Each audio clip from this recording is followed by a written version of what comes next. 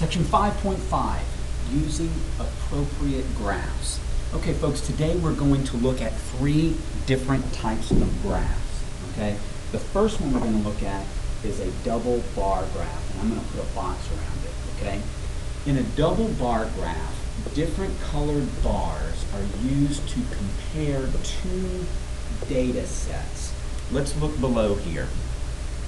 You're going to see in example 1, it says, use the double bar graph to compare the amount of American cheese and Italian cheese eaten per person in the United States. Now we're looking at American cheese and Italian cheese over how we're comparing those two different quantities, okay? Now, you can see that the American cheese is in red and the Italian cheese is in blue. All right, so in each year we've got these different bar graphs, okay? And we're looking at how American and Italian cheeses compared, how much we ate each of those years. Now in 65 you can see we ate a lot of American cheese and just a little bit of Italian cheese, okay? But by 1995 it had almost grown even, okay? So you'll see down here at the bottom it says from 1965 to 1985 people ate much more American cheese than Italian cheese. By 1995, consumption of the two types of cheeses was nearly equal, okay? Now, guys, later we're going to talk about a line graph, and a line graph we use whenever we are looking at the changes in a quantity over time, and you can see that this is over time. This information could also be in a line graph. We'll talk about that in just a second, okay? Now, be sure you notice on the x-axis we had time. Time always goes on the x-axis. And on the y-axis we have average per person per year in pounds. So in 1965 you can see we ate almost 6 pounds of American cheese per person. Okay, now let's look at this next type of graph. This is called a pictograph. And I'm going to put a box around a pictograph. A pictograph uses pictures or symbols to represent data.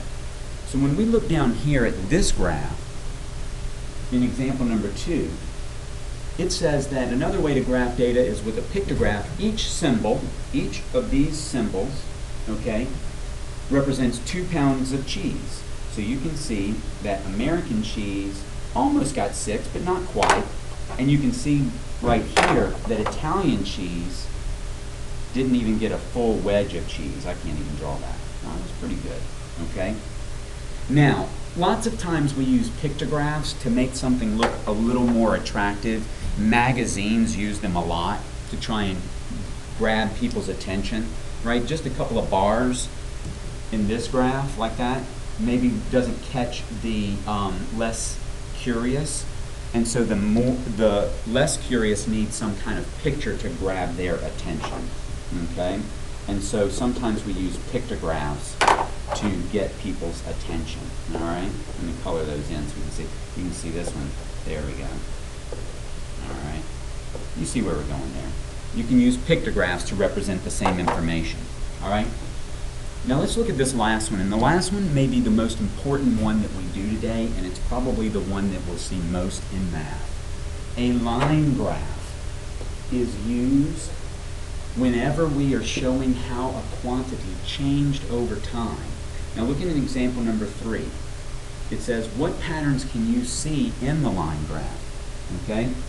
Now, we're comparing the way we ate Italian cheese and American cheese over time, okay? I personally think, looking at all of these graphs, that the easiest one to read and the one that gives us the best understanding of what happened between American and Italian cheese is the line graph. After 1985, consumption of American cheese decreased while consumption of Italian cheese kept increasing, to the point that in 1995, you can see they're almost the same, all right? And that really kind of shows us growth over time, right?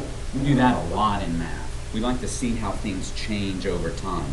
Both of them really grew a lot over time, but the Italian cheese grew closer to the American cheese over the course of that time, and is almost equal in 1990.